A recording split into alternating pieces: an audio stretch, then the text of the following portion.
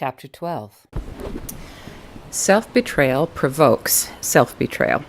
So in this lesson, we're going to be talking about a word that is original to Arbinger called collusion, which sounds like collision, but it is actually how we create a vicious circle where we start imagining motives in another simply because we're justifying ourselves, and they in turn imagine seeing our behavior. They imagine motives in us. So this can destroy countries. It can destroy families. If you'll just read the definition of collusion on page 23. Collusion: two or more people mutually in the box towards each other. So let's chart this out. Box number 1, they do. Number 2, I see. Number 3, I do. Number 4, they see. So I'll give you an example of myself and my husband. My husband is extremely bright, even brilliant, and I just have a master's degree. He has a PhD. He's been teaching for all of these years. That's the entirety of his career. I teach part-time. I do other things. But there was a time when they asked us to team teach. And Bruce kind of gave me an outline of what he wanted me to do, but I have my own style of doing things. So I did what I felt good about doing, and as I sat down, Bruce passed me a note that said that wasn't what I had planned. And my inclination was just to walk out and to make a big deal about my husband not being nice to me nor appreciating how hard I had worked and how well I had taught that lesson. Well, that resentment in me built, and I started seeing Bruce as somebody who was self-involved, always in the lecture mode, somebody who was incapable of give and take. And I just announced to him that I wasn't going to be returning to the class anymore, that if he wanted to do things his way, that was fine, but since he clearly couldn't team teach, I would not be going back.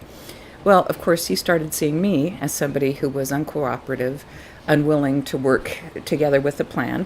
So the more I saw him as controlling, the more he saw me as uncooperative. And that built and built until I just quit participating in the class at all. I would go and I would just sit there and sort of begrudgingly not say anything, even though I was supposed to team teach as well. One of the things that Bruce said is, you're getting paid to team teach. So if you don't do it, you're actually cheating BYU by not doing what you've been hired to do. And in my response, of course, it was, well, clearly when I do what I'm supposed to do, you resist it because you are such a control freak.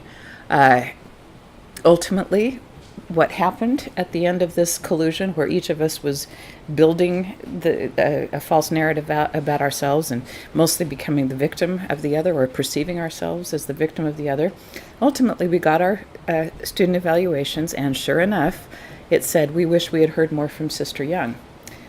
Now, could I have made it so that we would not get that kind of an evaluation? I think one of the worst things is that I was quietly pleased about our getting a bad evaluation, because to me it was proof that Bruce had not been a good team teacher because he hadn't been fully a team. To him, I'm sure he thought of my lack of cooperation, but it was actually deeply hurtful to him because he was already quite insecure about his teaching abilities, and the suggestion that he had been what I had cast him as a control freak, because I had absolutely set him up to do that by simply not participating. That was something that I had set into motion that resulted in him losing confidence and our not getting good teacher evaluations. So we're going to read through the insanity involved in this. On page 25 in your workbooks, can we have somebody read all of the lovely little sayings? One of the things that we tend to do is we blame, we justify, and then we seek allies. So as I was with Bruce in this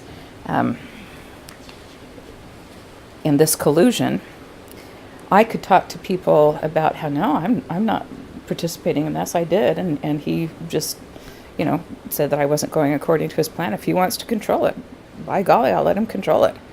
And I'm sure, I don't think Bruce brought in allies, but certainly he could have created his own allies, his own, me, myself, and I, and felt like, why is she doing this to me? We're supposed to be team teaching. Why is she making me feel like I'm not a good part of the team? So as we bring in allies, we set up something that can just be absolutely devastating. You can imagine that had we gone even further, and me talking to my dad and saying, well, I can't work with Bruce, and Dad saying, well, that's, I guess, people who are controlling. And could it have gone into other aspects of our marriage? Could I have gotten all of my siblings to kind of take my part against Bruce, and then maybe his siblings to take his part against me? We could have had actually a war at the next Thanksgiving dinner. Something that the other person does that bugs me when I'm in the box. Let's say I'm in the box towards this person. Then ask, if I'm in the box, how am I likely to see this person and the thing he is doing? If I'm in the box, seeing the other ways I've listed at number 2, how am I likely to act towards him? Let's say that this person is in the box toward me. If he's in the box toward me, how is he likely to see me and what I'm doing? Then we need to establish the connections. If he's in the box, seeing me in ways we've listed at number 4, is he likely to do less or more of the behavior we listed in number 1? After completing the cycle from 1 to 4, and then establishing that 4 will invite more of number 1, and so on, round and round, ask the question beneath the collusion diagram on the next page. Betraying myself, I invite in others the very behavior I say I hate in them. And betraying themselves, they invite the very behavior they say they hate in me. We cooperate in condemning ourselves to ongoing misery and woe. Who up here needs to change? Who up here thinks they need to change? So who up here is likely to change? How long is this likely to go on? Why would we ever do this? Why would we persist in inviting more and more of what we're complaining about? So the material on the next 3 pages explains all of that. Others' mistreatment of me is proof of their blameworthiness, and my mistreatment of them is proof of mine. So what are the costs of the collusion? Health, maybe, sleep, focus, money, relationships. If I start seeing my husband as a control freak in the classroom, am I maybe going to see him as a control freak at home? If he starts seeing me as uncooperative in the classroom, is he going to see me as uncooperative at home? So here's the story. My 16-year-old son asked to use the car. I didn't want to loan it to him. I wasn't sure he'd treat it right. I paid for the car, he didn't. But he asked, you going to use it? Is that why you don't want me to take it? He was trying to make me feel like a skinflint. So I reluctantly said, all right, you be back by 10:30, you understand? Yeah, sure, Dad. Or else there will be serious consequences, you hear? Watching the 10 o'clock news, I was fuming about his having the car. About 10:30 or whenever, the weather report came on, then a commercial, and then the sports, I guess about 10:25. Then I looked at my watch, 10:28. I was regretting having him use my car and shaking my head knowingly. 10:29. I began recollecting in my mind the irresponsible things he'd done lately. I can remember feeling determined not to loan him the car again. I looked at my watch one last time. Still 10:29. Suddenly I heard the squeal of tires in the driveway. He made it home before the deadline. I felt a keen pang of disappointment. When he came in, I said, sure, cut it close. You sure cut it close, didn't you? In the box, we recruit allies who will reinforce our own self-justifying opinions of others, and this shared blaming of the others makes us feel increasingly justified. We need those we blame to be blameworthy in order to justify blaming them. We prize problems. Blaming others for our boxes, we provoke them to get in the box as well, and the mistreatment we then get from them gives us justification for staying in the box.